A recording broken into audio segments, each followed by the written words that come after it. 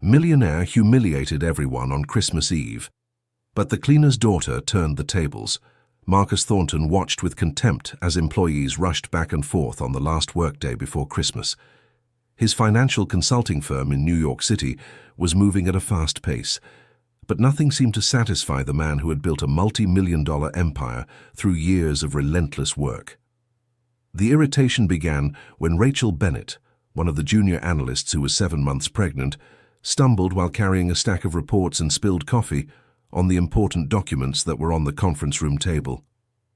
"You incompetent!" shouted Marcus, making everyone in the room stop what they were doing. "Those reports took weeks to prepare." Rachel tried to clean the brown liquid spreading across the papers, her hands shaking with nervousness. "Mr. Thornton, I'm sorry. It was an accident. I can redo everything today, don't worry." "Redo?" Marcus rose from his chair, his voice echoing through the room. "Do you think I have time to wait for your clumsiness? It's Christmas Eve and you destroy my work." The other employees watched in silence, some lowering their eyes in embarrassment. Jennifer Parker, the cleaner who had worked in the building for over 10 years, stopped cleaning the tables to watch the scene from the hallway. "Sir, she didn't mean any harm," ventured David, a senior employee. "Rachel is one of our best analysts. And now you're her lawyer?" Marcus turned to David with fiery eyes. "You know what? She's fired. And you too if you keep sticking your nose where it doesn't belong." Rachel felt tears streaming down her face. She was in the late stage of pregnancy. She needed that job to support her family, especially with the baby coming.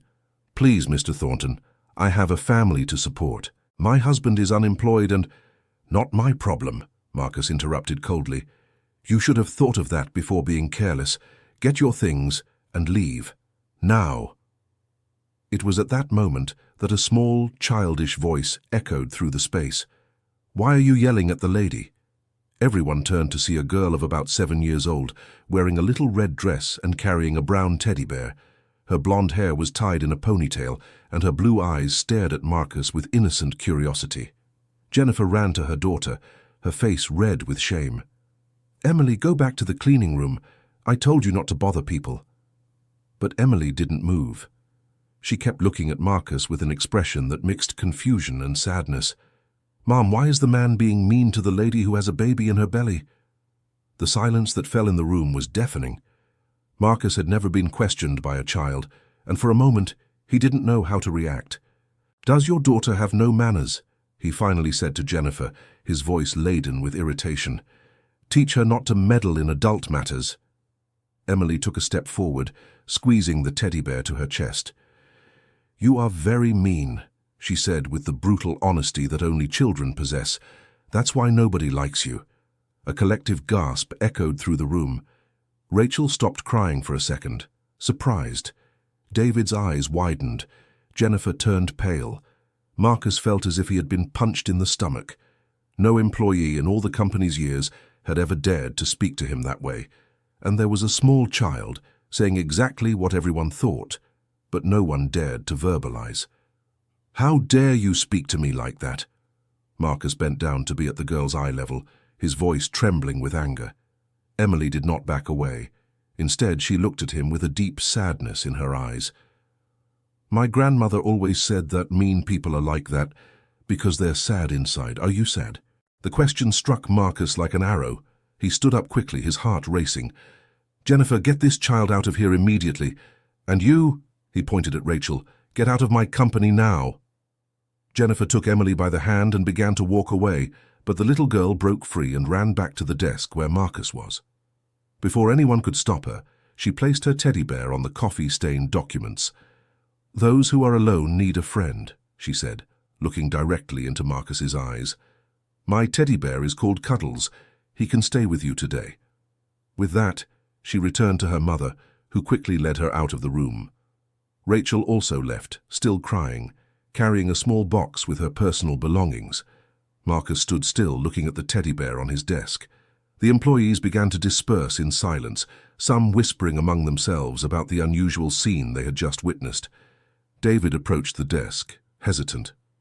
"Mr. Thornton, Get out, get," Marcus shouted, without taking his eyes off the teddy bear.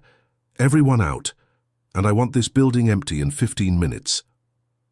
When he was finally alone, Marcus sat in his chair, still looking at the little brown bear. His hands trembled slightly as he tried to process what had happened. "That's why nobody likes you." The girl's words echoed in his mind like a painful echo. He picked up the teddy bear and examined it closely. It was a simple toy, clearly well used, with a few spots where the fabric was worn from time and affection. Marcus couldn't remember the last time someone had given him something without expecting anything in return, especially something so personal, so precious to a child. At that moment, a distant memory came to his mind. He was about the same age as Emily when he got his first teddy bear. It was Christmas, and his parents were still... He shook his head sharply, pushing the thoughts away. He had no time for sentimentality. He put the teddy bear in the desk drawer and began to gather the coffee-stained papers. But no matter how hard he tried to focus on work, he couldn't forget the girl's sad eyes when she asked if he was sad.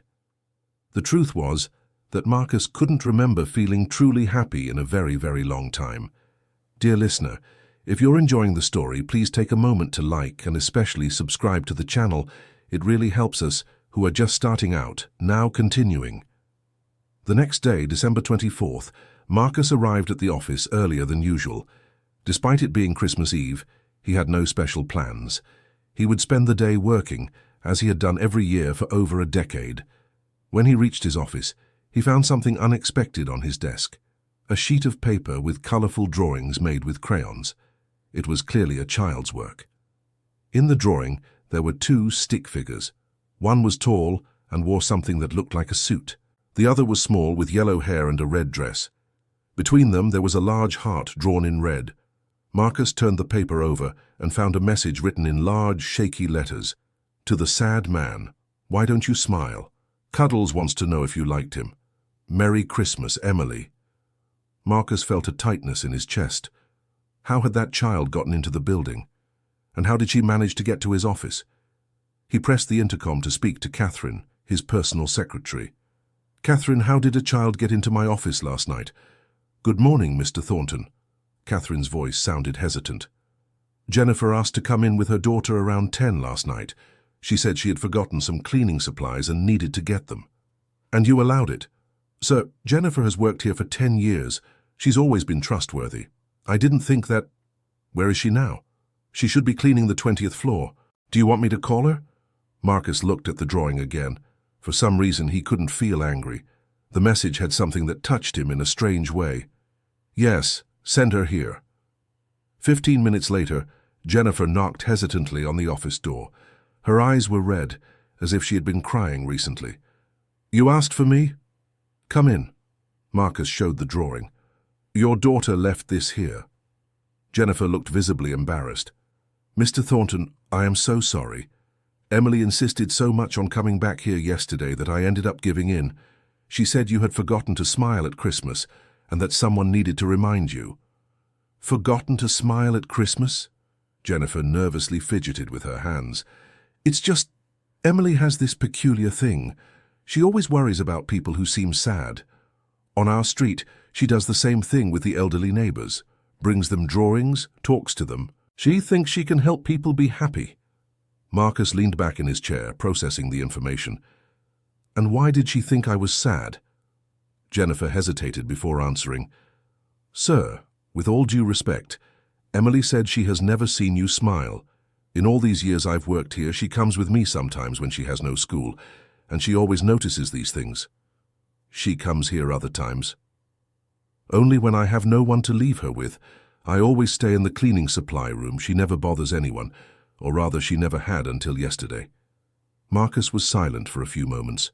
In his mind, a question echoed. When was the last time he had really smiled? "Where is she now?" "She's at school. Today is the last day of class before the holidays. They're having a little Christmas party."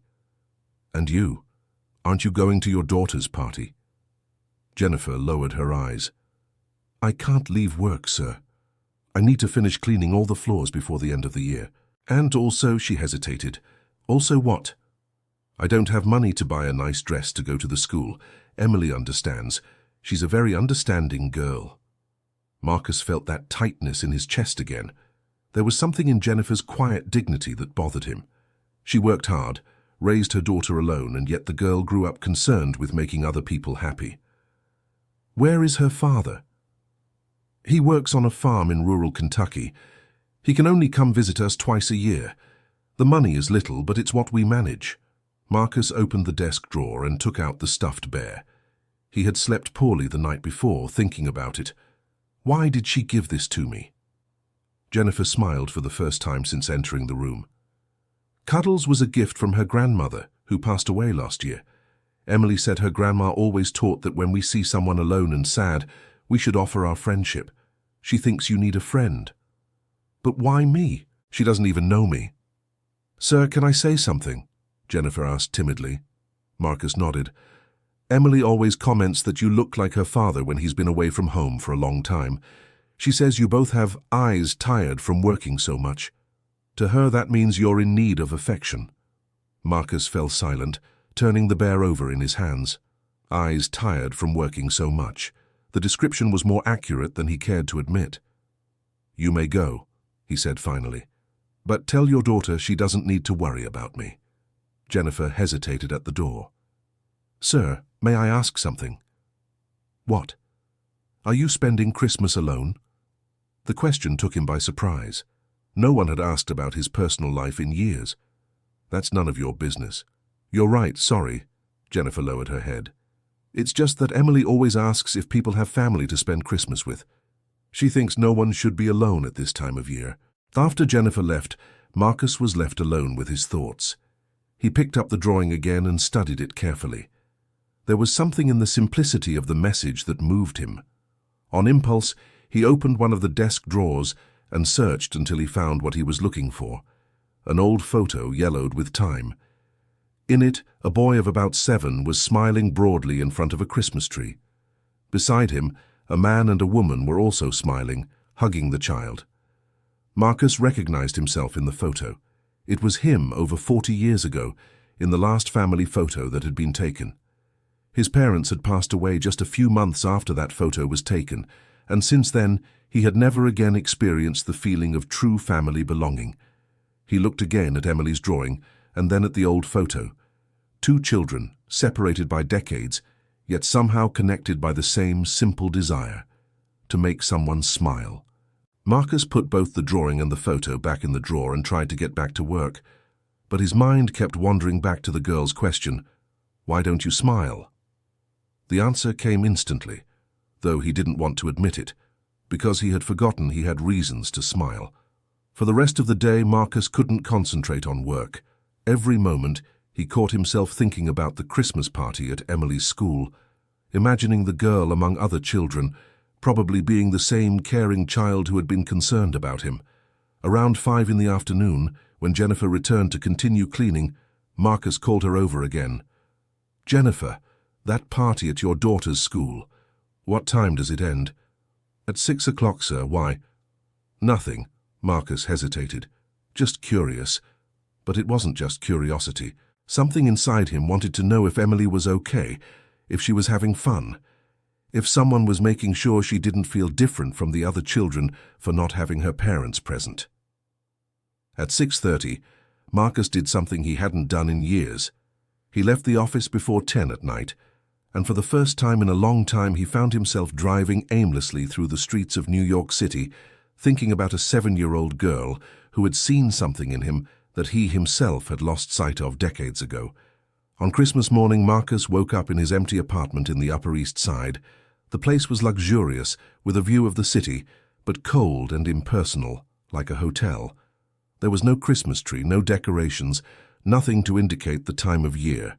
He made his breakfast alone, as he did every day, and sat at the dining table he rarely used. The silence of the apartment was broken only by the distant noise of city traffic. Marcus tried to focus on the financial newspapers, but his mind kept returning to the teddy bear that was in the drawer of his desk at the office. He decided he would work even though it was Christmas. At least at the office he had things to do, a routine that kept him busy. When he arrived at the office building, he found it practically empty. Only the security guard and Jennifer, who was mopping the ground floor hallway. "Mr. Thornton?" Jennifer was startled to see him. "You came to work on Christmas Day." "And you didn't," Marcus replied, but without his usual sharpness. I came to finish the year-end deep cleaning. Today is my last day before vacation. Emily is upstairs in the cleaning supply room. I hope you don't mind. Marcus felt a strange pang in his chest. Emily was there, on Christmas, while he was trying to escape loneliness by working. Why isn't she at home, enjoying Christmas? Jennifer hesitated before answering. Sir, can I be honest? Marcus nodded. We don't have our own home. We live in a rented room that's very small. Emily gets a bit stifled there, so she prefers to come with me when I can bring her. Here she has more space to play. She can draw. And she said she wanted to wish you a Merry Christmas in person. To me? She spent the whole night wondering if you'd be spending Christmas alone. Couldn't sleep properly. Marcus felt a mix of conflicting emotions. No one had worried about his Christmas in years, and now a 7-year-old was losing sleep over him. Where is she? On the 20th floor. Want me to call her? No, Marcus said quickly. I'll go there. Jennifer's eyes widened in surprise, but she said nothing. Marcus rode the elevator with his heart racing. He didn't know why he was doing it, nor what he would say to the girl. He just felt a strange need to see her.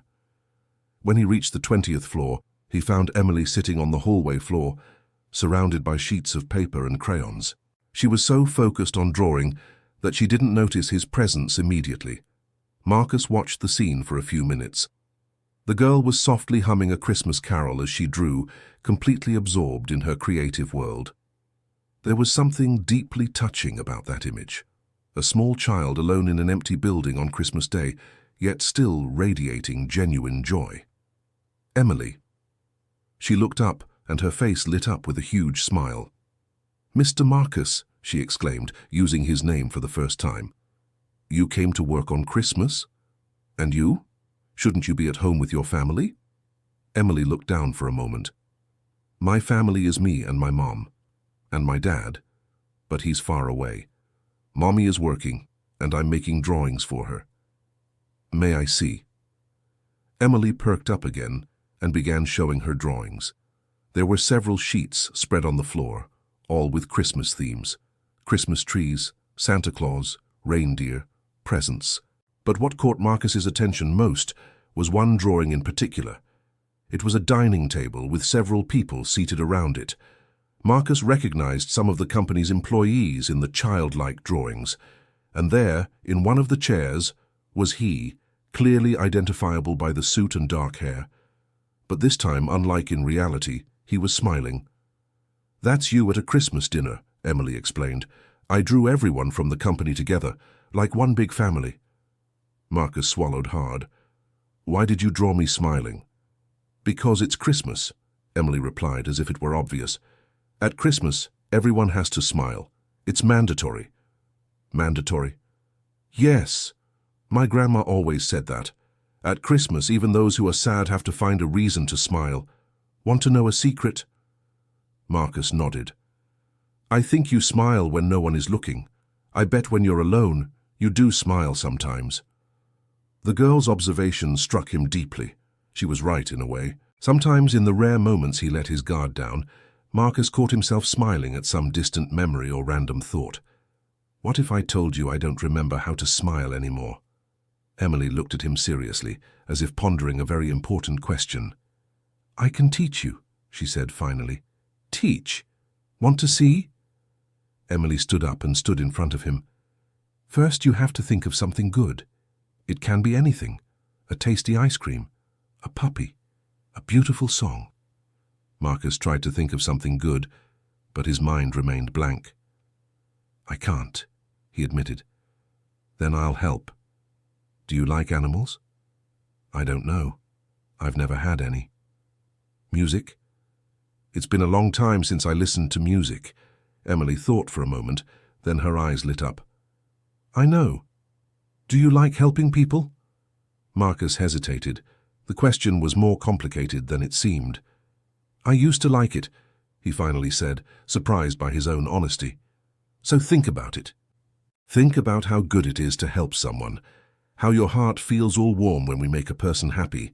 Marcus tried to remember the last time he had genuinely helped someone without expecting anything in return. The memory came from far away.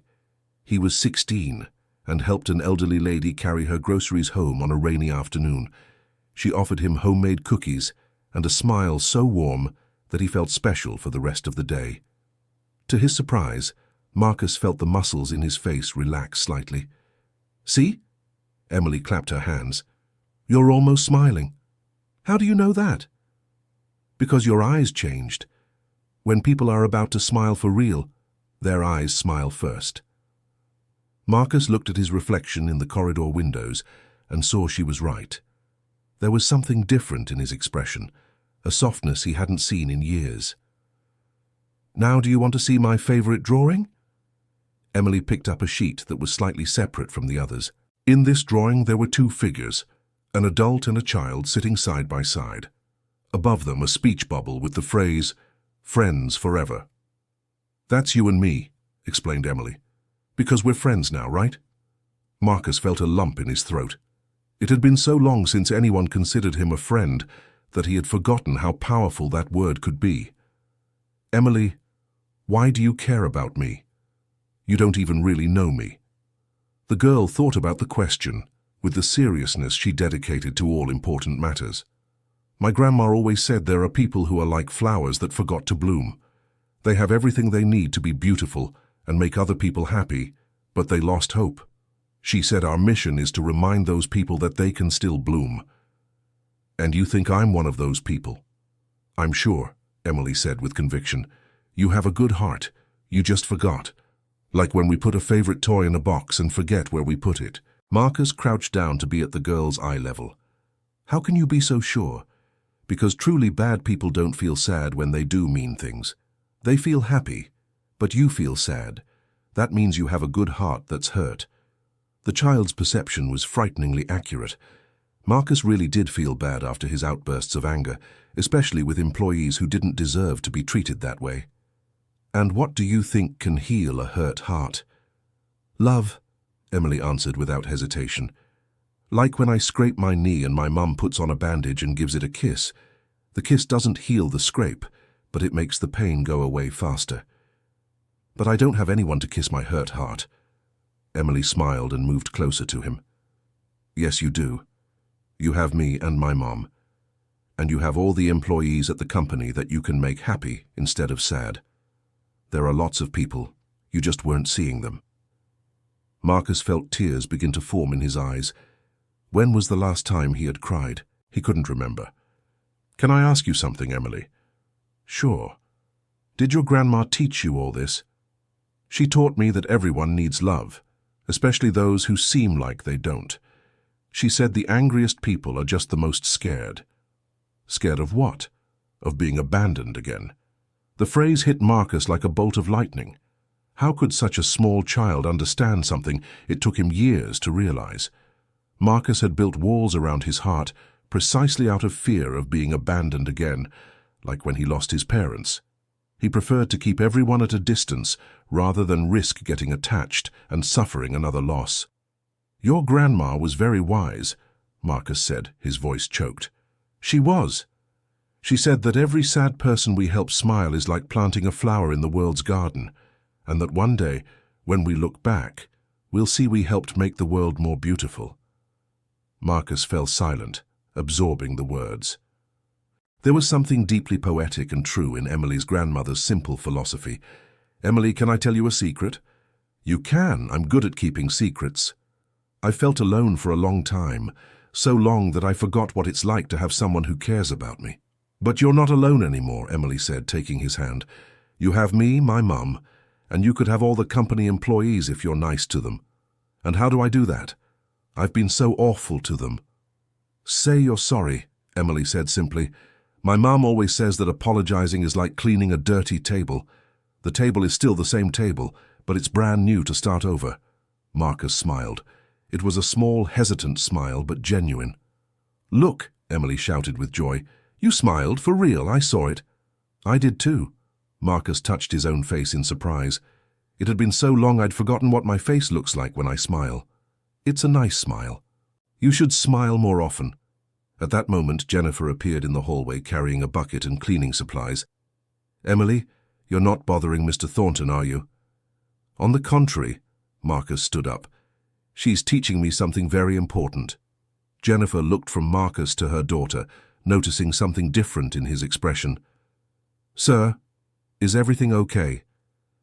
Jennifer, can I ask a personal question? Of course. How did you manage to raise such a special daughter? Jennifer smiled, her face lighting up with maternal pride. It wasn't just me, sir. Her mother, my mother-in-law, helped a lot before she passed, and Emily has always been a different child. Since she was tiny, she worries more about others than herself. Is that good or bad? It's good and bad at the same time, Jennifer reflected. It's good because she'll grow up to be a good person. It's bad because sometimes she suffers too much from the suffering of others. Marcus looked at Emily, who had gone back to drawing on the floor. She suffers trying to help me. A little. Yesterday she asked me if there are people who are sad forever, or if everyone can be happy again. I think she was thinking of you. The revelation touched Marcus deeply. The idea that a child was losing sleep worrying about him was both moving and devastating. Jennifer, can I ask one more thing? You may. What are you doing this afternoon? Do you have plans for Christmas? Jennifer hesitated, clearly embarrassed. We're going home. Maybe watch some movie on TV, make a special sandwich to celebrate. Marcus realized she was being evasive. They probably didn't have money for a special Christmas dinner. And family? Aren't you visiting anyone? My parents live in Tennessee. We can't afford to travel. And Emily's father's family lives in rural Kentucky. It's too far. Marcus felt a pang of sadness. Here were two people who deserved much more than a lonely Christmas in a small apartment. On impulse, he heard himself doing something he hadn't planned. Would you like to have lunch with me? Jennifer's eyes widened. Sir, I'm asking if you'd like to have lunch with me today. I'm a terrible cook, but I can order food from a restaurant. And I have a big TV if Emily wants to watch a movie. Emily stopped drawing and looked at him with shining eyes. Really? You want to spend Christmas with us? If you'd like. Marcus felt vulnerable making the invitation, but there was something liberating about it too. Jennifer looked at her daughter, then at him. Mr. Thornton, are you sure we don't want to intrude? You won't intrude. Actually, Marcus hesitated, then decided to be honest. I don't have anyone else to spend Christmas with. It would be nice to have company. Emily got up and ran to him, hugging him around the waist. It's going to be the best Christmas ever, she exclaimed. Marcus hesitantly returned the hug. It had been so long since he'd hugged anyone that he'd almost forgotten what the feeling of a warm, genuine human touch was like. Jennifer wiped a tear from her face. All right, but let us contribute somehow. I can make a dessert or... You don't have to, Marcus said. You're already giving me the best present I could have. Company. So can you be my friend forever? Emily asked, still hugging him. Marcus looked at that little child who had entered his life like a whirlwind of kindness and changed everything in less than 48 hours. I can, he replied. Forever. And as he said those words, Marcus Thornton felt something he hadn't experienced in over 20 years, the feeling that maybe, just maybe, he wasn't alone in the world anymore. Dear listener, if you're enjoying the story, please take a moment to like and especially subscribe to the channel. It helps us a lot as we're just starting out, now continuing. The Christmas lunch at Marcus's apartment was unlike anything any of the three had imagined. The businessman, who always ate alone in silence, found himself laughing at Emily's stories about school and genuinely interested in the details of Jennifer's simple life. They ordered food from a Japanese restaurant that was open on Christmas, and Marcus watched fascinated as Emily tried sushi for the first time, making funny faces and then declaring it was yummy but weird. Mr. Marcus, Emily said during lunch, using his name with the natural familiarity of children, why doesn't your house have a Christmas tree? The question caught him off guard. Marcus looked around the apartment, seeing it through a child's eyes for the first time. It really was a cold place without personality, without anything to indicate that a real person lived there. I never thought I needed one, he answered honestly. But everyone needs a Christmas tree, Emily said with conviction. It's where Santa leaves the presents, and it's also where we put our wishes for the new year. Jennifer hurried to intervene. Emily, not every home has a Christmas tree. It's okay. But it's not okay, Emily insisted, looking seriously at Marcus. A house without a Christmas tree is like a person without a smile. It's not complete. Marcus found himself smiling again at the child's logic. And what do you suggest I do? We can make one, Emily perked up. It doesn't have to be bought. You can draw a really big one on paper and stick it on the wall. The idea was absurd in the eyes of a millionaire businessman, but there was something charming about the proposal. You think it'll work? Of course, and then we can hang drawings instead of ornaments. It'll be beautiful. Jennifer tried to dissuade her daughter. Emily, Mr. Marcus might not want to mess up his house. It's not a mess, Mom. It's decoration. Marcus surprised himself by saying, Why not? Let's make a tree. Emily almost jumped out of her chair with joy, and Jennifer looked at him with surprise and gratitude. That afternoon, they transformed Marcus's living room into an improvised art studio. Emily directed the operation with the seriousness of a professional art director, while Marcus and Jennifer followed her instructions to draw, cut, and color. Marcus discovered he had artistic skills he didn't know he possessed, or perhaps it was just Emily's contagious enthusiasm that made everything seem possible. They drew a 5-foot-tall Christmas tree on craft paper sheets that Marcus had saved from old corporate packaging. Now we need ornaments, Emily announced. Everyone makes 3 drawings, something you love, something you want for the new year, and something you want to give as a gift to someone. That's very specific, Marcus commented, amused. My grandmother taught me that. She said a real Christmas tree has to have people's dreams hanging on it. Marcus grabbed paper and colored pencils, but found himself struggling. It had been so long since he had thought in terms of love, dreams, or gifts for others that he didn't know where to start. Is it hard?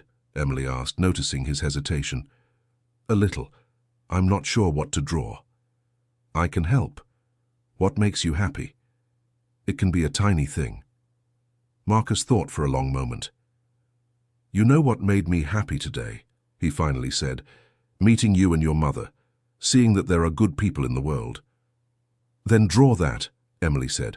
Draw us together. And that's what Marcus did. His first drawing was of himself, Emily, and Jennifer sitting at the table having lunch together. It was simple and out of proportion, but made with a tenderness he hadn't felt in decades. For the second drawing, what he wanted for the new year, Marcus hesitated again. Can I draw that I want to learn to be a better person? He asked Emily. You can, but how do you draw that? Marcus smiled and drew himself holding hands with several small people, representing his employees, all smiling. The third drawing was the easiest. He drew a big heart and wrote underneath, For Emily and Jennifer, thank you so much for saving me from loneliness. When they finished, the paper tree was covered with colorful drawings that told the story of 3 people who had found each other at the right time. Emily's drawings were full of vibrant colors and big dreams. She wanted all children to have toys, for her mother not to have to work so much, and for her father to be able to come home. Jennifer's drawings were simpler but deeply moving. She loved her daughter above all else, wanted to have her own home someday, and wished to give Marcus the happiness he deserved. All done, Emily announced as they hung the last drawing. Now it's a real tree. Marcus stepped back to observe their creation. It was absurd, out of proportion, made with improvised materials, but it was the most beautiful thing that had ever existed in his apartment in all the years he had lived there. It's perfect, he said, and he truly meant it. Just one thing missing, Emily said mysteriously. I'll be right back. She ran to where her small backpack was and returned carrying the teddy bear Cuddles.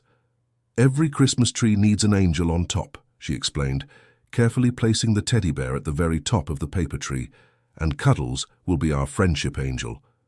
Marcus felt his eyes well up again. That little bear had started this whole transformation, and now it was blessing his first Christmas tree in over 20 years. Emily, he said, his voice choked, you changed my life. I didn't change anything, she replied, with the simple wisdom she always showed. I just helped you remember who you always were inside. That night, After Jennifer and Emily had left, with Marcus insisting on paying for a taxi to take them home safely, he was alone looking at his paper tree. For the first time in decades, Marcus did not feel alone in his apartment. The warm presence of his new friends still lingered in the air, and the drawings on the tree seemed to pulse with a life of their own. He picked up his phone and, on impulse, did something he hadn't done in years. He called Catherine, his secretary. "Hello, Mr. Thornton." Her voice sounded worried. "Did something happen?" "No, Catherine. I just wanted to say thank you for all the hard work you do. I know I'm not always easy to deal with." There was a pause on the other end of the line. "Sir, have you been drinking?" she asked, half laughing. Marcus laughed too. "I haven't. I just had a very enlightening conversation with a 7-year-old. Catherine." "Yes?" "When we're back from the holiday, I want you to organize a meeting with all the employees. I have some important changes to announce." "What kind of changes?" "The kind a very wise little girl taught me about treating people like family instead of numbers on a spreadsheet." After hanging up, Marcus sat on the sofa looking at his makeshift tree and thought about the next day. For the first time in years, he was looking forward to going to work. Not to escape loneliness, but to start fixing all the damage he had caused to the relationships around him. He took a blank sheet of paper and began writing a list of all the employees he owed an apology to. The list was long, but each name represented an opportunity for rebuilding. At the top of the list he wrote, "Rachel Bennett, unfairly dismissed pregnant employee." Marcus knew he had a lot of work ahead to become the person Emily saw when she looked at him, but for the first time in decades, he believed it was possible. When he finally went to sleep, Marcus took one last look at the paper tree. The Cuddles teddy bear seemed to smile at him from its position as guardian angel, and the drawings seemed to whisper promises of a different future. That night, Marcus had his first peaceful dream in years. He dreamed he was at a large dinner table, surrounded by all the people he had hurt. But this time everyone was smiling, forgiving, starting over together. And at the center of the table, a little girl in a red dress raised a glass of grape juice and made a toast, "To the happiness that lives in the heart of those who know how to love." Marcus woke up on December 26th with a feeling he hadn't experienced in decades. Hope. His first order of business was to call Rachel Bennett. It took a while to get her personal number through the HR department, and when he finally called, his hands were shaking with nervousness. "Hello?" Rachel's voice sounded suspicious. "Rachel, this is Marcus Thornton. I know it's strange for me to be calling—" "Mr. Thornton?" The surprise in her voice was evident. "Did something happen?" "Yes, something did. I woke up to the reality of how unfair I was to you. Rachel, I'm calling to apologize and to ask if you would consider coming back to work at the company." There was a long silence on the other end of the line. "Sir, I don't understand. Is this some kind of test?" "It's not a test. It's a sincere apology from a man who acted terribly. You are an excellent professional and didn't deserve to be treated that way." Rachel began to cry quietly. "Mr. Thornton, you have no idea what these last 2 days have meant for me. I'm 7 months pregnant. My husband is unemployed. I thought my career was over. Your career isn't over, Rachel. If you agree to come back, I want to offer you a promotion and a raise. And when the baby is born, you'll have extended maternity leave with full pay." I don't know what to say. Say that you forgive me and that you'll give me a second chance to be a better boss." "I accept," Rachel said through tears. "Of course I accept. Thank you so much, Mr. Thornton." After hanging up, Marcus felt a lightness in his chest he hadn't felt in years. It was as if a huge weight had been lifted from his shoulders. His second call was to David, the employee who had defended Rachel. "David, Marcus Thornton, can I talk to you?" "Sir?" David sounded nervous. "If this is about what happened the day before yesterday—" "It's exactly about that. You did the right thing standing up for a colleague, and I was an idiot. I want to apologize, and I also want to discuss a promotion for you." "A promotion? Sir, I don't understand." "You will when we get back to work." "David, the company needs more people like you who have the courage to do the right thing even when it's hard." Marcus spent the entire morning making similar calls to employees he had mistreated over the years. Each apology was sincere and specific, showing he truly remembered how he had acted poorly. Some employees were suspicious, others emotional, but all accepted his apologies. Marcus realized people were thirsty for humanity in the workplace. They just needed a leader who recognized it. In the afternoon, he decided to do something he hadn't done in many years: go for a walk through the streets of New York City. He had no specific destination. He just wanted to feel the city, observe the people, reconnect with the world he had ignored for so long. During his walk, Marcus found himself thinking about Emily. The girl had planted a seed of change in his heart, but he knew the responsibility to nurture that seed was his. On impulse, he walked into a toy store. He wanted to buy something special for Emily, something that showed how grateful he was for everything she had done. "Can I help you?" asked a friendly saleswoman. "I'm looking for a gift for a very special 7-year-old girl, something that shows she is important." The saleswoman smiled. "What kind of things does she like?" Marcus realized he didn't know many details about Emily's tastes. He knew her kindness, her precocious wisdom, her love for drawing, but he didn't know her favorite colors, her preferred characters, her specific dreams. "She likes helping people," he finally said, "and drawing. And she has a stuffed bear that is very important to her." The saleswoman led him to a section with art kits. "How about this one?" She showed a large case full of colored pencils, crayons, paints, papers of different textures and sizes. "It's a professional kit, but suitable for children. She could make amazing drawings with this." Marcus looked at the kit and imagined Emily creating even more colorful and expressive works of art. "It's perfect," he said. "And is there something special for her mother too?" "A hard-working woman, very dedicated." The saleswoman thought for a moment. "We have a gift section for adults. How about something relaxing? An aromatherapy bath kit or an inspirational book?" Marcus chose both: a luxurious set of bath products and a book about mothers who changed the world. For Jennifer, who spent so much time caring for others, it would be good to have something that made her care for herself. When he left the store, Marcus felt happier than he had in decades. The feeling of giving gifts, of showing affection and gratitude, was something he had completely forgotten. That evening, he called Jennifer. "Hello?" Her voice sounded tired. It had probably been a long workday. "Jennifer, this is Marcus Thornton. How are you all?" "Mr. Marcus," her voice immediately perked up. "We're fine. Emily hasn't stopped talking about yesterday's lunch. She said you're the most special friend she's ever had." Marcus felt his heart tighten with emotion. "She's very special too. Jennifer, may I ask something? When is Emily's birthday?" "It's in January, the 15th. Why?" "Just curious." "And Jennifer, would you like to bring Emily to visit the company tomorrow? I want to introduce her to the employees officially." "Sir, are you sure? We don't want to be a bother."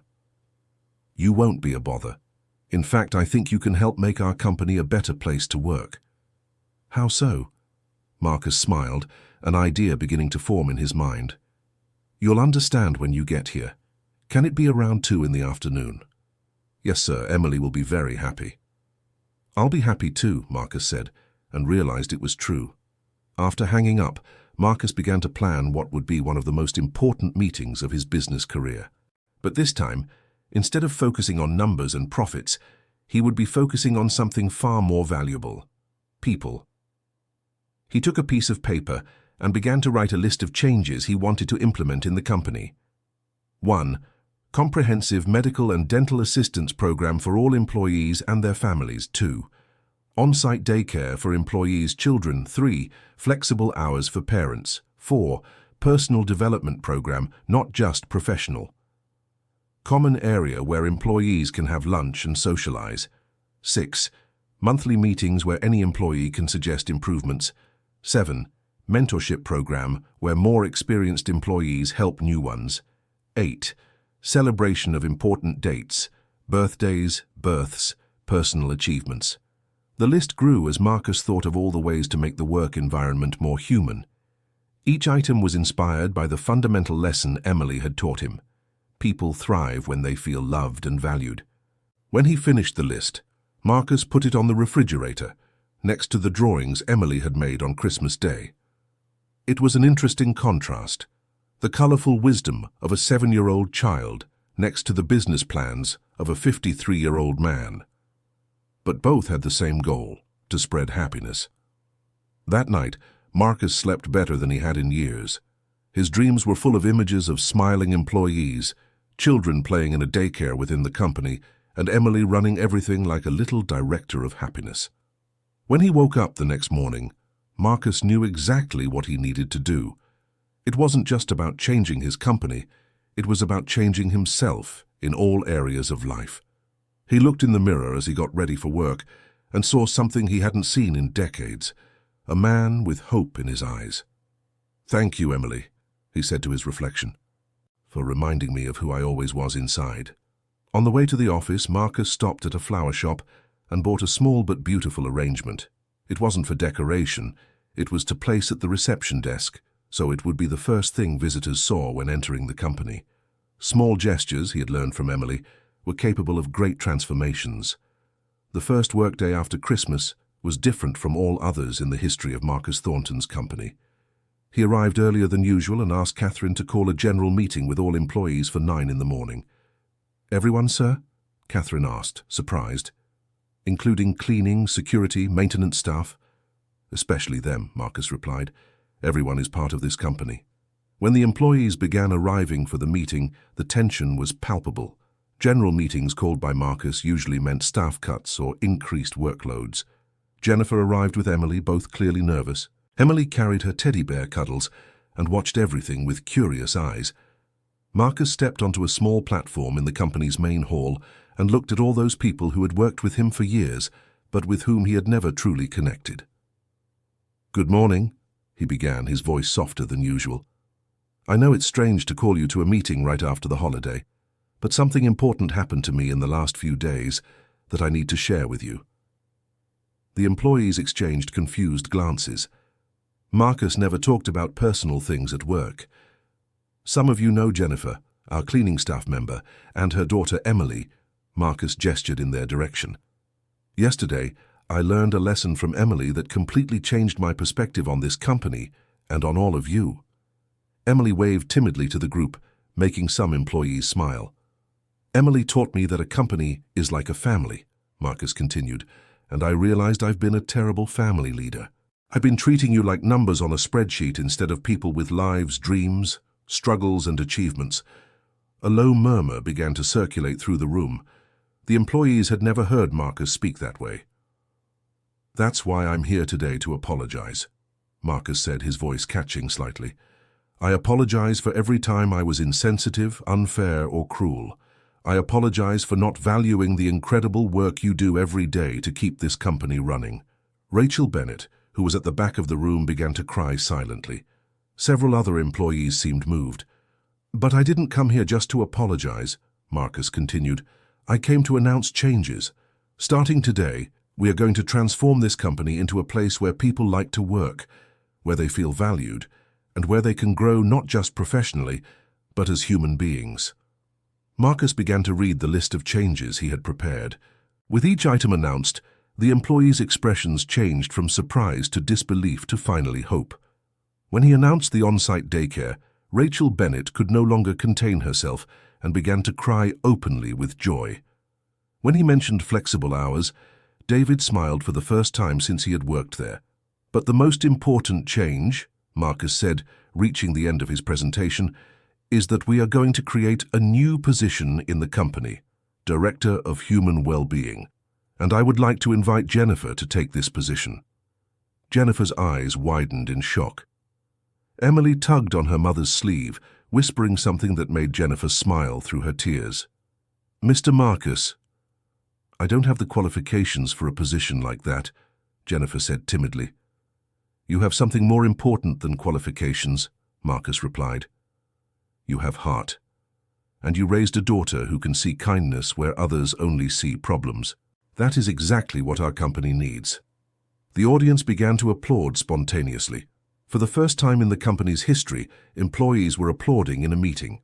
Emily slipped her hand from her mother's and ran up to the platform where Marcus was. She whispered something in his ear, and Marcus bent down to listen better.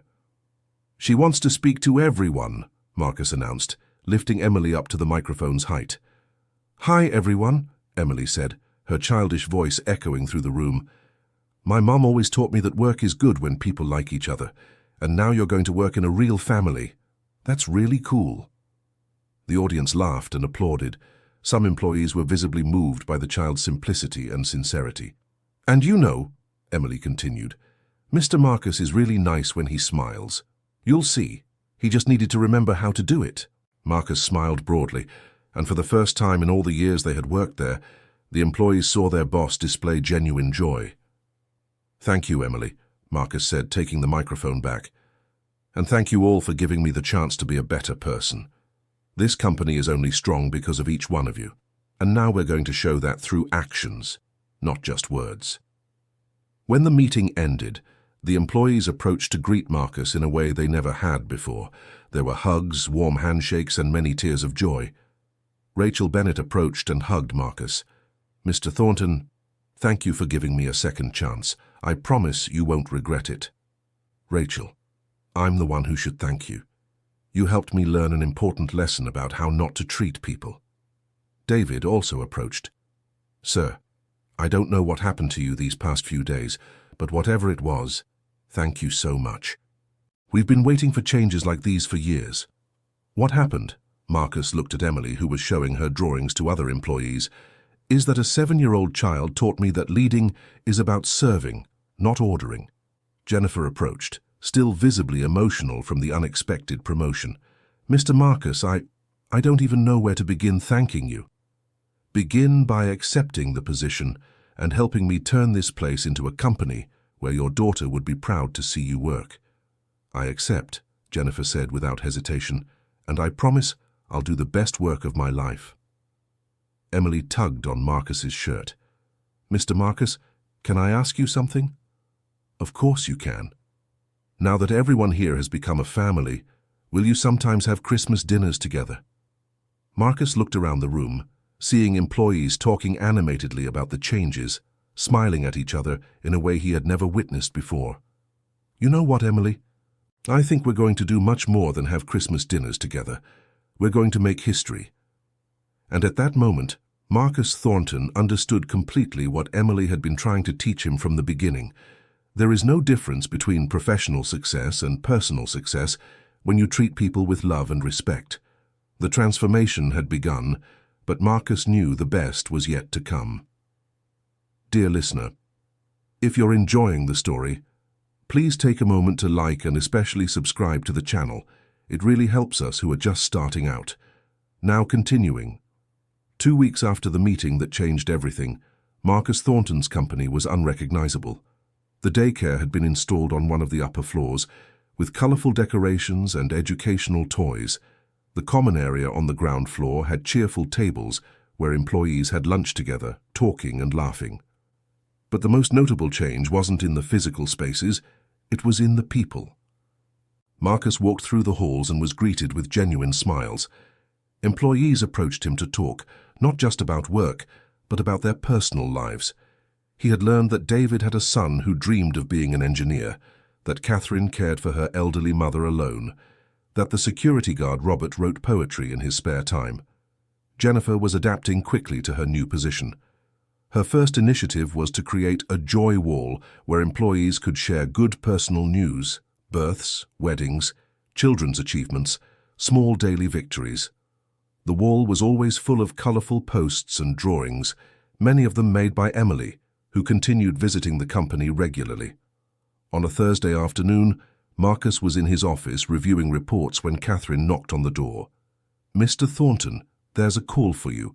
It's from someone identifying herself as Sarah Thornton." Marcus froze. Sarah was his younger sister, someone he hadn't spoken to in over 5 years. "Did she say what it's about?" "No, sir, she only said it was urgent and personal." Marcus hesitated. His relationship with Sarah had deteriorated after he became completely focused on work. She had tried to reach out several times over the years, but he always pushed her away, claiming to be too busy. Put the call through, he finally decided. Marcus? Sarah's voice sounded hesitant. Can I talk to you? Hi, Sarah. It's been a while. It really has. Marcus, I've been getting some strange comments from people who know your work. They say you've changed. More human. Is it true? Marcus smiled, thinking how to respond. It's true. Why do you ask? Because, Sarah hesitated, our mother would be 80 today if she were alive. And every year I think about calling you, but I know you don't like to talk about family. Marcus felt a familiar tightness in his chest. He had tried so hard not to think about his parents that he had almost forgotten Sarah missed them too. Sarah, would you like to have lunch with me tomorrow? There was a long pause on the other end of the line. Are you serious? Completely serious. In fact, I have some important things to tell you, and I'd also like to get to know my niece better. How is she? Olivia is fine. She's 8 now and always asks about the uncle she never sees. Marcus felt a pang of guilt and remorse. Then bring her to lunch too. I have a little friend here who would love to meet a girl her age. A little friend? It's a long story, but I can say she's completely changed my life. After arranging the lunch and hanging up, Marcus sat in his chair thinking about the conversation. Emily had planted a seed that was now sprouting in every area of his life. He called Jennifer. Jennifer, would you and Emily like to have lunch with me and my family tomorrow? Your family? Jennifer sounded surprised. I didn't know you had a family. I had forgotten about it too, Marcus admitted. But a very special little girl reminded me that family is far too important to neglect. The next day, lunch was a revelation for everyone involved. Sarah arrived nervous, holding Olivia's hand, a shy girl with curly hair and big eyes. When Emily saw Olivia, she ran to her with a huge smile.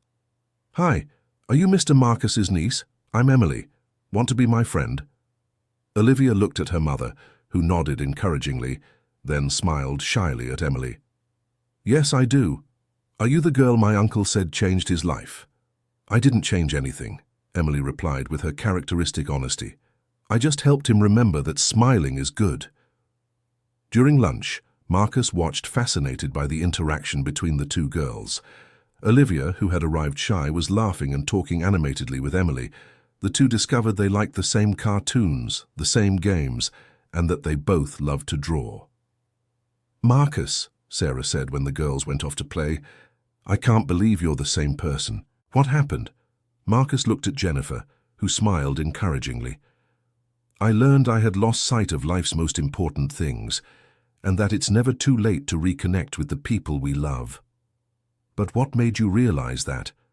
Marcus pointed to Emily, who was teaching Olivia how to draw a heart.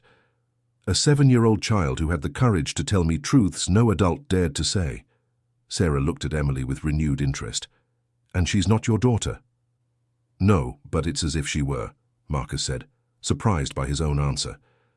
Actually, she and Jennifer have become the family I didn't know I needed. Jennifer blushed slightly but smiled. Mr. Marcus has become family to us too, she said. Emily talks about him all the time, says he's the coolest borrowed daddy in the world. Borrowed daddy? Sarah laughed. That's what she calls me, Marcus explained, clearly moved. Because her real father works far away. Sarah watched the interaction between Marcus, Jennifer, and Emily, and saw something she hadn't seen in her brother for decades. Genuine happiness. Marcus, can I ask you something personal? Of course. Are you in love with Jennifer? The question caught Marcus off guard. He looked at Jennifer, who also seemed surprised, and then at Emily, who was drawing peacefully. Marcus hesitated. I hadn't thought of it in those terms. How so? I think I'm in love with the family they represent, with the feeling of belonging, with the opportunity to care for someone besides myself. Jennifer lowered her eyes, visibly moved. And you, Jennifer? Sarah asked gently. How do you feel about my brother? Jennifer looked at Marcus, her eyes reflecting complex emotions. Mr. Marcus saved our lives, she said simply. But more than that, he became the most important person to Emily, besides me. And to me. She hesitated. To you? Marcus asked softly.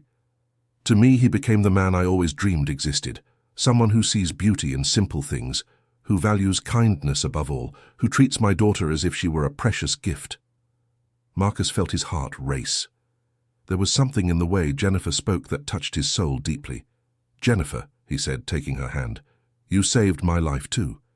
You and Emily brought me back to the world of the living." Sarah watched the exchange of glances between the two with a growing smile. "Girls," she called Emily and Olivia, "come here, I want to see what you've drawn."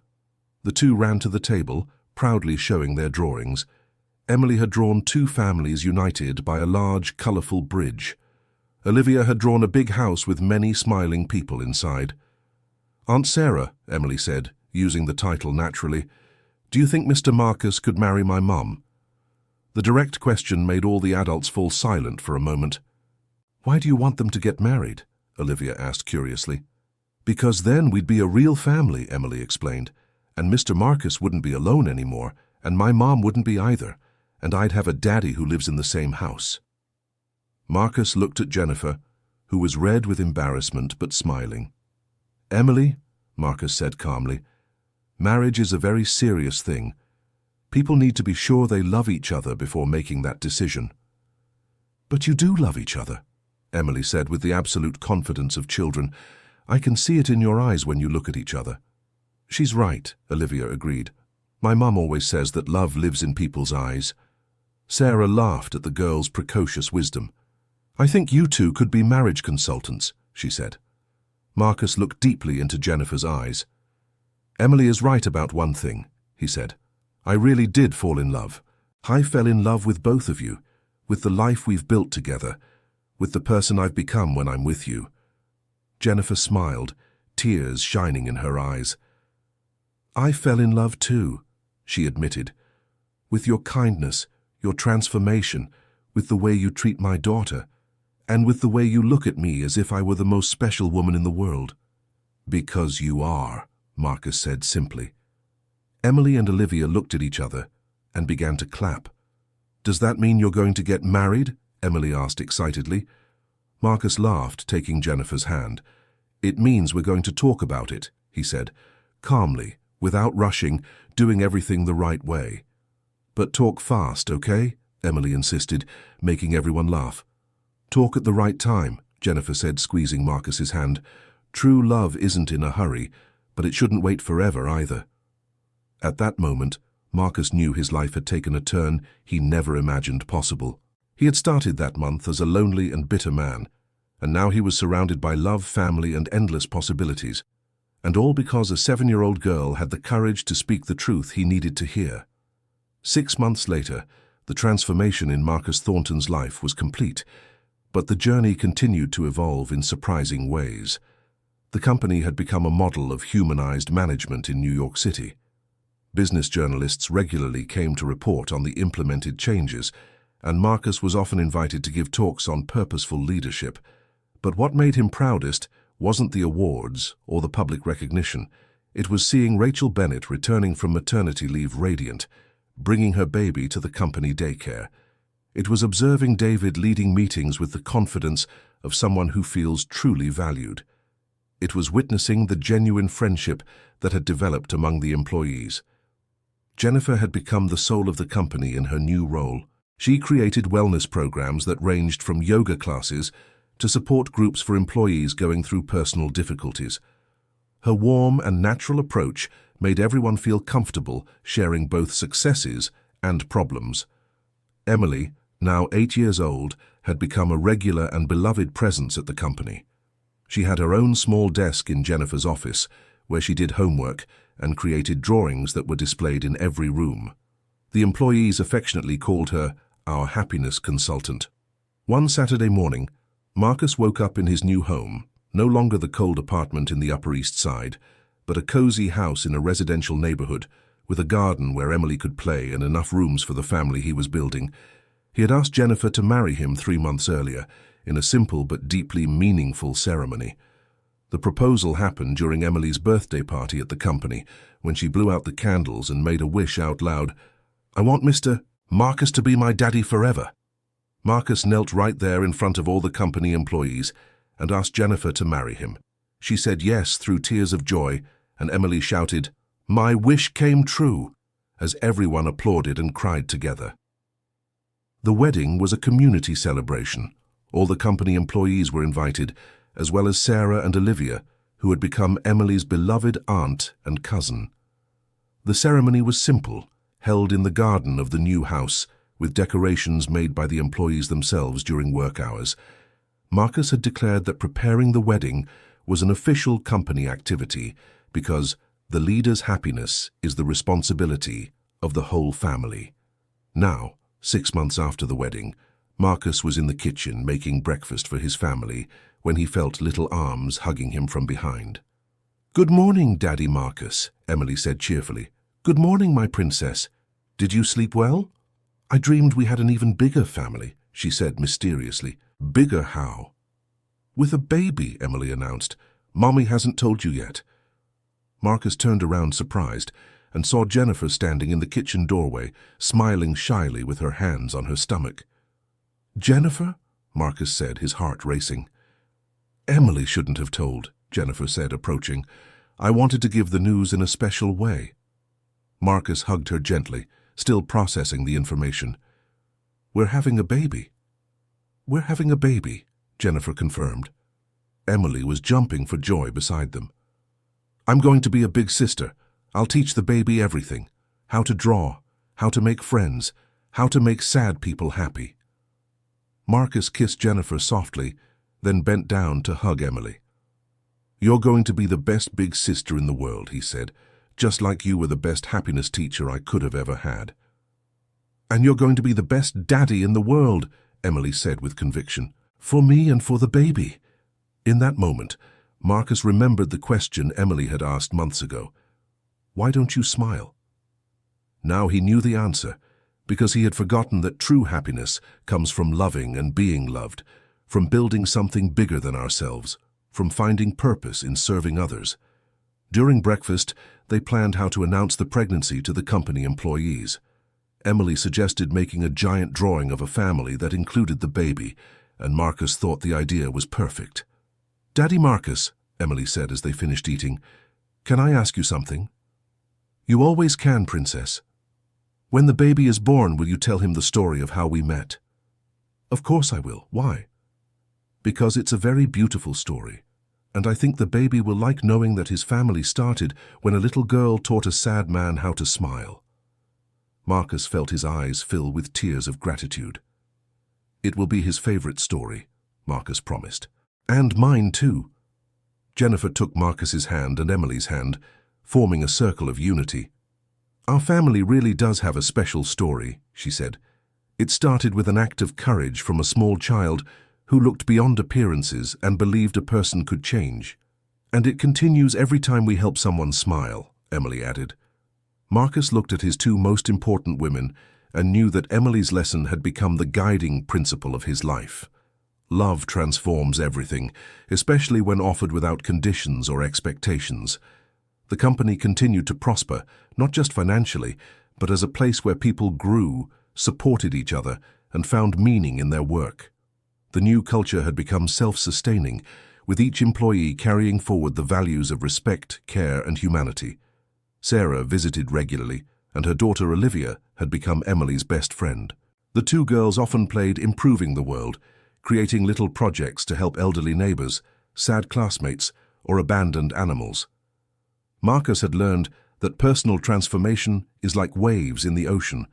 It starts at one point and spreads infinitely, touching lives in ways we can never fully predict. That night, after Emily went to sleep, Marcus and Jennifer sat on the living room sofa, looking at the Christmas tree they kept all year. No longer the paper tree they made on the first day, but a real tree, decorated with Emily's drawings and photographs of all the special moments they had lived together. "Marcus," Jennifer said, nestling into his arms, "do you regret anything?" "I regret not having found you sooner," Marcus replied, "having lost so many years being a person I couldn't stand myself. But if we had met earlier, maybe it wouldn't have been the right time. Maybe you needed to go through everything you went through to be ready to receive the love that Emily offered." Marcus reflected on that. Jennifer was right. His journey had been painful, but necessary. He had needed to hit rock bottom to recognize he needed help. "You know what amazes me the most," Marcus said. "What?" "How a child managed to see potential in me when I couldn't see it myself. How she had faith in something that didn't even exist yet." "I think children see with their hearts," Jennifer reflected. "They aren't influenced by what should be impossible. For Emily, turning a sad person into a happy person was perfectly natural." Marcus kissed the top of Jennifer's head. "And now we're going to have another little miracle to love and protect. And to teach," Jennifer added. "I want our children to grow up knowing they can always make a difference in someone's life, no matter how small they are." "They'll learn that by watching Emily," Marcus said. "She can't stop spreading joy wherever she goes." At that moment, as if she knew they were talking about her, Emily appeared at the top of the stairs, carrying her teddy bear Cuddles. "I can't sleep," she said. "I'm too excited about the baby." Marcus and Jennifer laughed, and Jennifer made room on the sofa for their daughter to join them. "Do you want to talk about the baby?" Jennifer asked. "I do." Emily settled between them. "When he's born, I'll teach him everything Grandma taught me about making people happy." "And what else?" Marcus asked. "I'll teach him how to draw, to be kind to everyone, to always smile first when meeting someone new." Emily paused thoughtfully. "And I'll tell the story of how the three of us became a family." "Which part of the story do you think is most important?" Jennifer asked. Emily thought seriously. "The part where I understood that Daddy Marcus wasn't bad, he just had a hurt heart. Because that taught me that angry people are sometimes just asking for help in a different way." Marcus was moved once again by the girl's wisdom. "That is a very important lesson indeed," he said, "and one we should all learn." "Daddy Marcus," Emily said, turning to look at him, "do you still get sad sometimes?" "Sometimes I do," Marcus admitted honestly.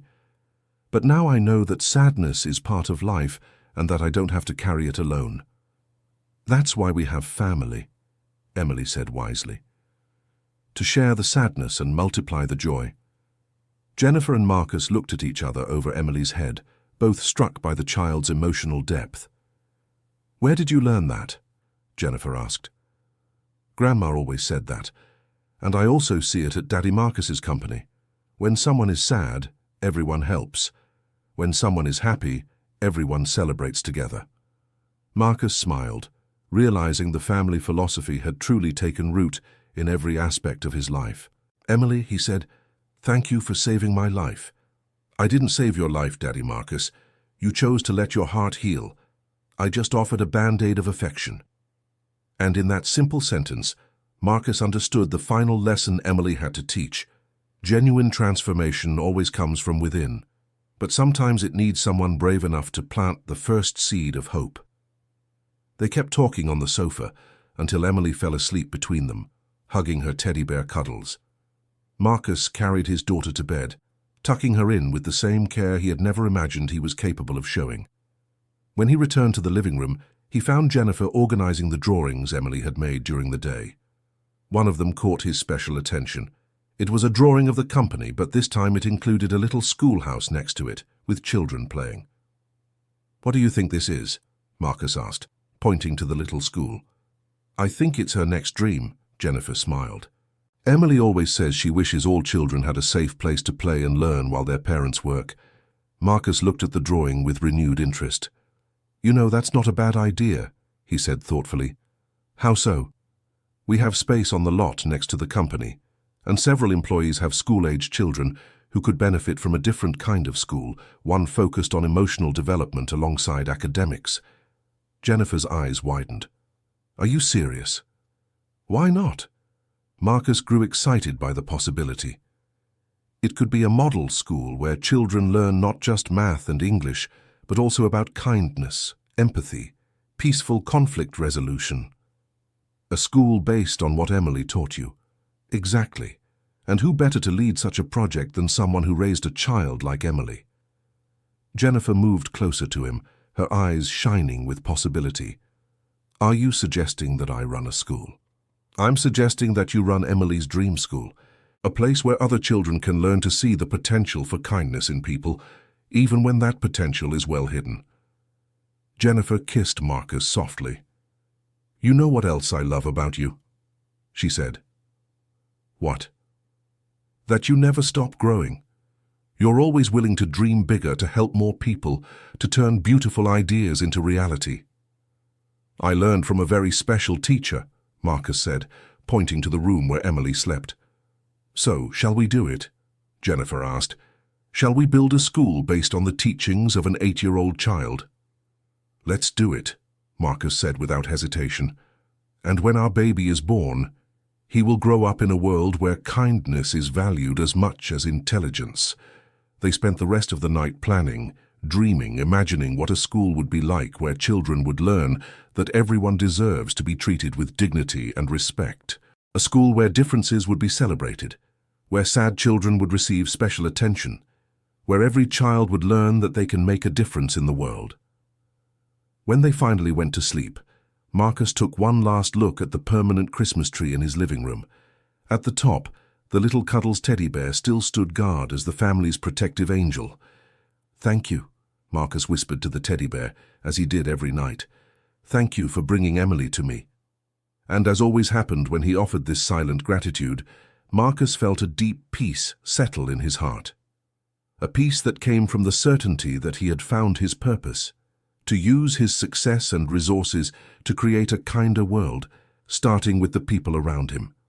In the next room, Emily slept peacefully, dreaming of a school full of happy children and a family growing with much love. And perhaps in her dreams, she could see the future she was helping to build. A world where more people would learn that true wealth lies in the relationships we cultivate and the good we do for others. The story that had begun with a bitter man humiliating a pregnant employee had transformed into the saga of a family dedicating their lives to spreading kindness throughout the world. And all because a little girl had the courage to tell a powerful man, "That's why nobody likes you." Sometimes it just takes one child to remind adults of who they can truly be. 1 year later, Cuddles School, named after the teddy bear that had started the entire transformation, opened its doors to its first class of students. The unique curriculum combined traditional academic education with classes in emotional intelligence, conflict resolution, and what Emily called kindness classes. The project had gained national attention. Educators from across the country came to study the methodology, which was based on the simple principle that children who feel loved and valued naturally extend that love to others. Marcus, now 54, divided his time between the company, the school, and his growing family. The baby, a boy they named Noah in honor of Emily's grandfather, had been born 3 months prior and was the darling of everyone at the company and the school. Emily, now 9 years old, had officially become the school's wellness ambassador, a title she took seriously. Every day she walked through the classrooms observing if any child seemed sad or lonely, offering her natural friendship and colorful drawings as she had done with Marcus. On a December morning, exactly 2 years after the meeting that changed everything, Marcus was in his office when Catherine announced an unexpected visitor. "Mr. Thornton, there's a journalist here from a national magazine. She wants to do a story on business and personal transformation. May I send her in?" "Of course," Marcus said, quickly organizing the school reports he was reviewing. The journalist entered, accompanied by a photographer. She was a woman in her 40s, professional but with a warm smile. "Mr. Thornton, I'm Amanda Wilson from Humanize Management magazine. It's a pleasure to meet you in person." "The pleasure is mine. How can I help you?"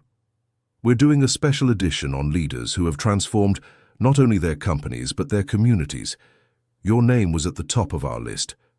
Marcus smiled, but pointed to a photo on the desk. Him, Jennifer, Emily, and baby Noah, at a company anniversary celebration. "I think you should meet the people truly responsible for any transformation that happened here." "I would love to. I've heard about Emily, the girl who inspired all the changes. Would it be possible to speak with her? She's at school now, but I'm sure she'd love to talk to you." Emily never misses a chance to talk about kindness. They walked to the Cuddles School, located in the building next to the company. The photographer documented everything: the communal space where employees had lunch with their children, the colorful and welcoming daycare, the walls full of drawings and positive messages. When they arrived at the school, they found Emily in one of the classrooms, helping a new child who was crying on his first day. "You don't have to be scared," Emily was saying softly to the boy. "Everyone here is nice.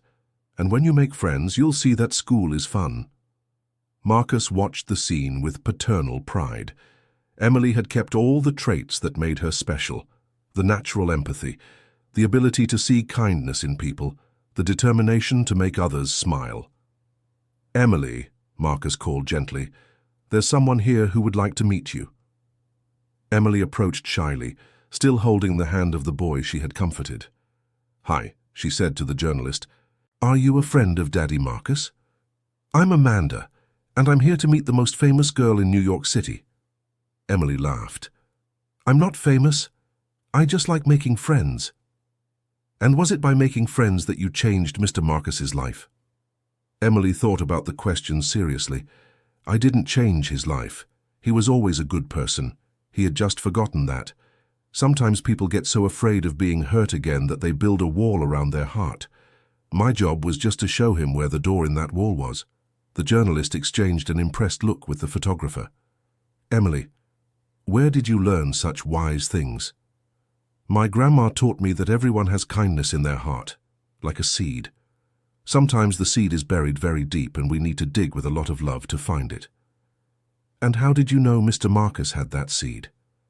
Emily looked at Marcus with a warm smile. "Because truly mean people don't get sad when they do mean things. They get happy. But Daddy Marcus always got sad after he yelled at people. That showed me he had a good heart that was hurt." Marcus knelt beside Emily. "And how did you know you could heal a hurt heart?" "My grandma always said that love is the strongest medicine in the world, and that even the angriest people become gentle when they feel someone really cares about them." Amanda was writing quickly in her notepad. "Emily, what do you want to be when you grow up?" "I want to be just like my mum," Emily answered without hesitation. "I want to take care of people and help them be happy." "And do you have any advice for other kids who want to help sad adults?" Emily thought carefully before answering. "Don't be afraid to speak the truth with kindness. Adults sometimes forget important things because they're too busy. And always offer your friendship, even when the person doesn't seem to want it. Everyone needs a friend, especially those who say they don't. And for the adults, and for the... What advice would you give? That they shouldn't be ashamed to ask for help when they're sad, and that they remember being kind is more important than being right." Marcus hugged Emily, his heart full of pride and love. "You're still my greatest teacher," he whispered in her ear. "And you're still my favorite student," she whispered back, making him laugh. The interview continued for another hour, with Amanda also talking to Jennifer about the school project and with some company employees about the changes they had experienced. When the magazine team left, Marcus sat in his office reflecting on the long journey. On his desk, he still kept the first drawing Emily had given him, along with the old photo of him as a child smiling on Christmas. Jennifer came in carrying Noah, who was awake and observing everything with the big, curious eyes of babies. "How was the interview?" she asked. "Revealing. It's amazing how Emily can explain complex things in such a simple and true way." "She has a special gift," Jennifer agreed, "and the best part is she's teaching other kids to do the same." Marcus took Noah in his arms, looking at his son's little face, which carried traces of both him and Jennifer. "Do you think we'll manage to create a better world for him?" Marcus asked. "I think we're already creating it," Jennifer replied. "Every child who goes through our school, every employee who feels valued at the company, every family that benefits from our policies, all of that is building a better future." Emily appeared at the office door, as she always did at the end of the day. "Can I tell you something cool that happened today?" she asked. "Of course, Princess," Marcus said. "Remember the new boy who was crying? His name is Ethan, and he was scared because his parents are separating.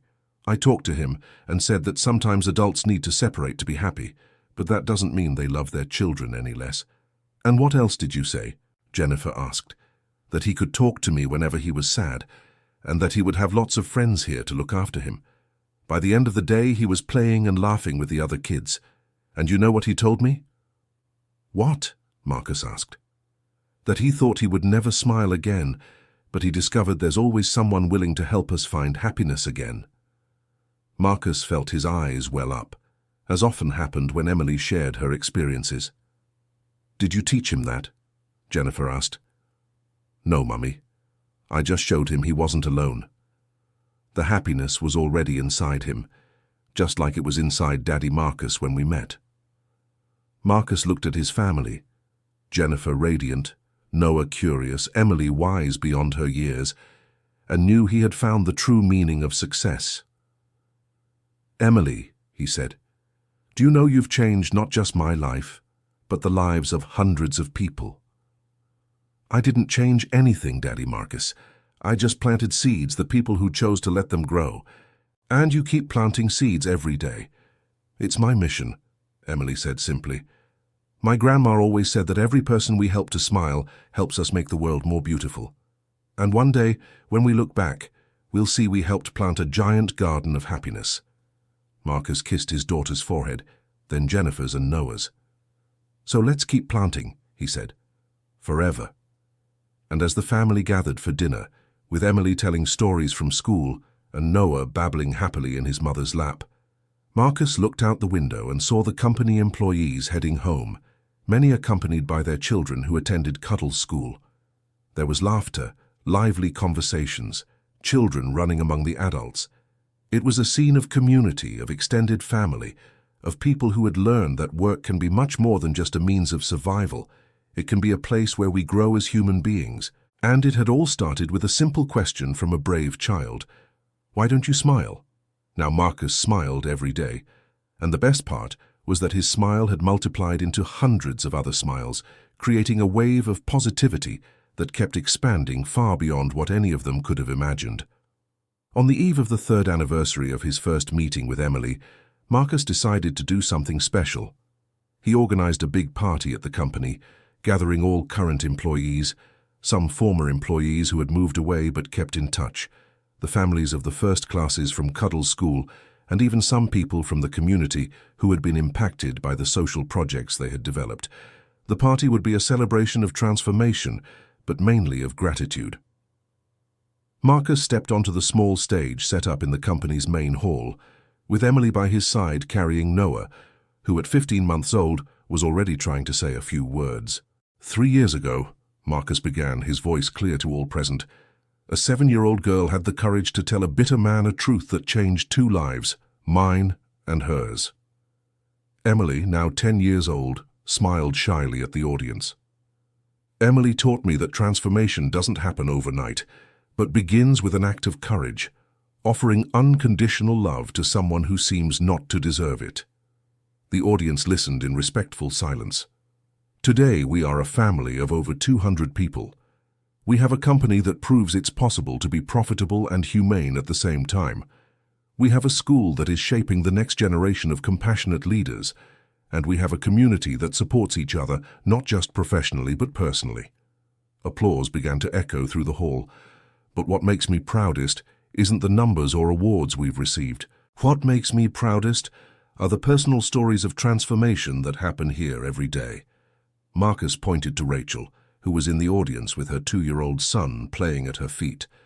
Rachel, who came back from an unfair dismissal to become our Director of Human Resources, showing that forgiveness and second chances can create extraordinary leaders. He pointed to David, who was standing with his wife and children.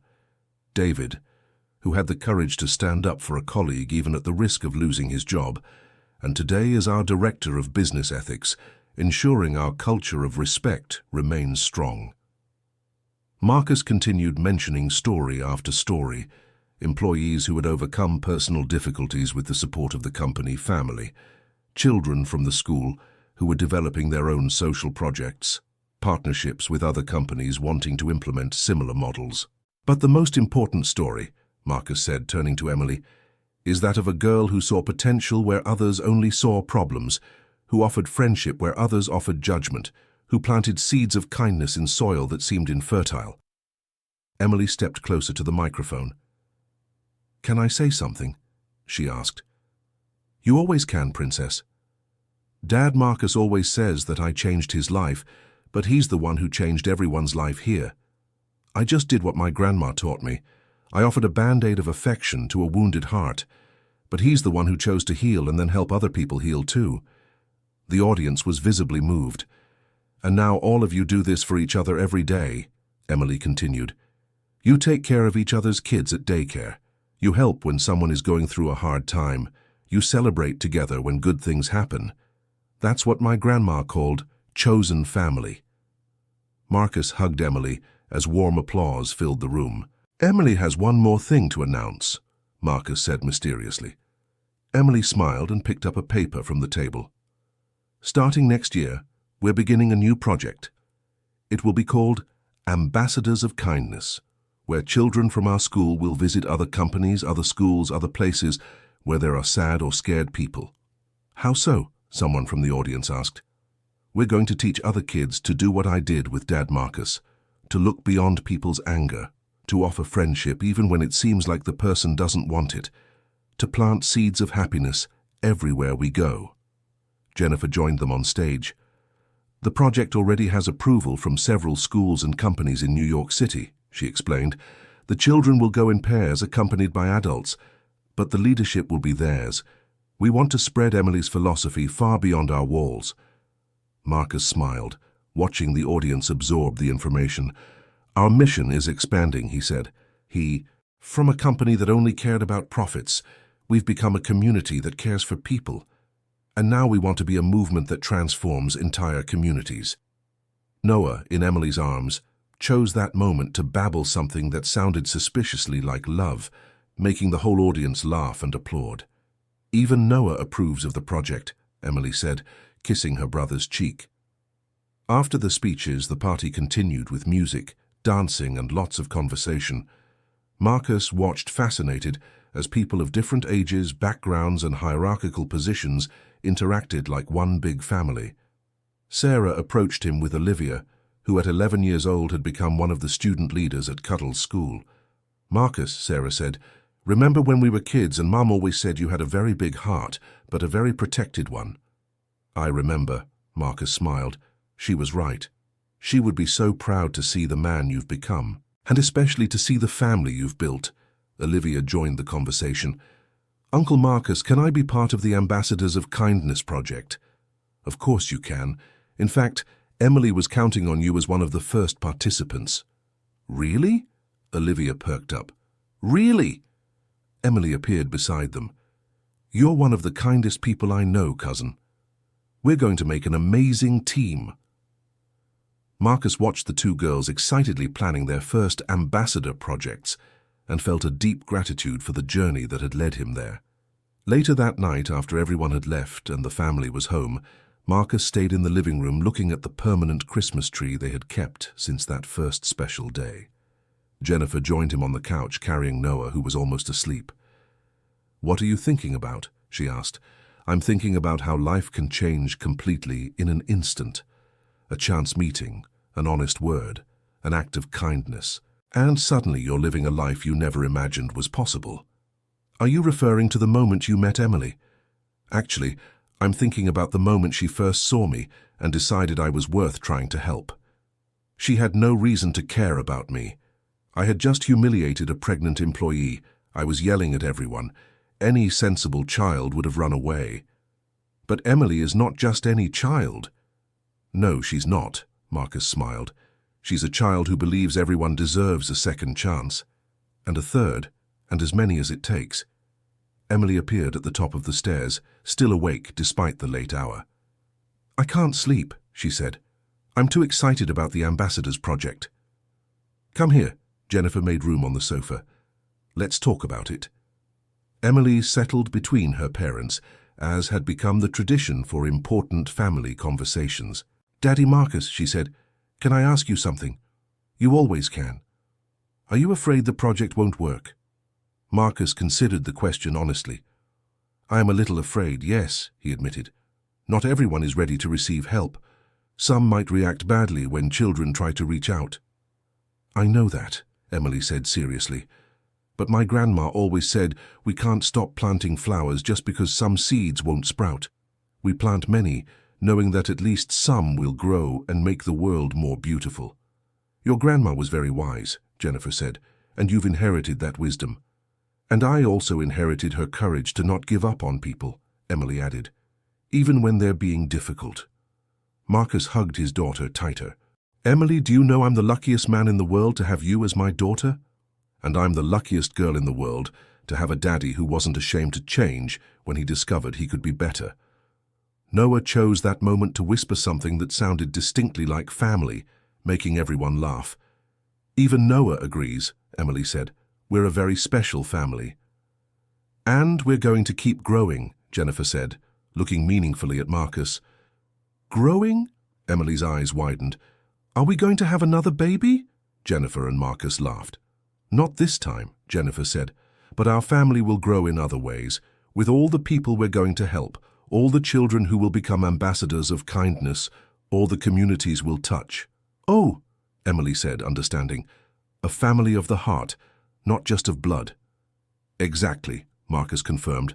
A family based on the love we share, not just the genetics we inherit. That night Marcus had a different dream. He dreamed he was on a great green plain, filled with colorful flowers. In the middle of the plain there was a small tree laden with golden fruit. As he approached the tree, Marcus saw that each golden fruit contained a small, shining light. When he touched one of the fruits, the light transformed into an image. It was Rachel receiving her promotion, smiling with joy and relief. Another fruit showed David defending a colleague during a meeting, radiating courage. A third showed a child from Cuddle's school comforting another sad child, exactly as Emily had done with him. Marcus realized each light represented a moment of kindness that had been inspired by the transformation that began 3 years ago. The tree was full of these lights, and Marcus could see they kept multiplying, spreading beyond what he could see.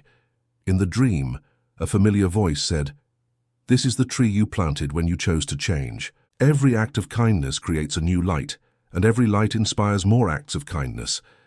There is no limit to how big this tree can grow." Marcus turned and saw Emily's grandmother, a lady with white hair and a warm smile, whom he had never met in person but recognized instantly. "Thank you for raising Emily with such wisdom," Marcus said in the dream. "I only planted the seeds," the grandmother replied. "Emily who chose to blossom, and you who chose to be the fertile soil where she could plant her own seeds." Marcus awoke with a feeling of deep peace and renewed purpose. He knew the Ambassadors of Kindness project was just the beginning. There was a whole world waiting to be touched by the simple, profound wisdom a 7-year-old had taught him. And as his family slept around him, Marcus made a silent promise. He would continue planting seeds of kindness for the rest of his life, honoring the most important lesson Emily had given him. That transformation is possible for anyone, at any age, at any moment. It just takes the courage to accept the first band-aid of affection offered by someone who believes you can be better than you seem. The story of Marcus Thornton and Emily Jennifer Bennett had become much more than a personal transformation. It had become a movement, a philosophy, living proof that unconditional love and persistent kindness can indeed transform the world, one person at a time.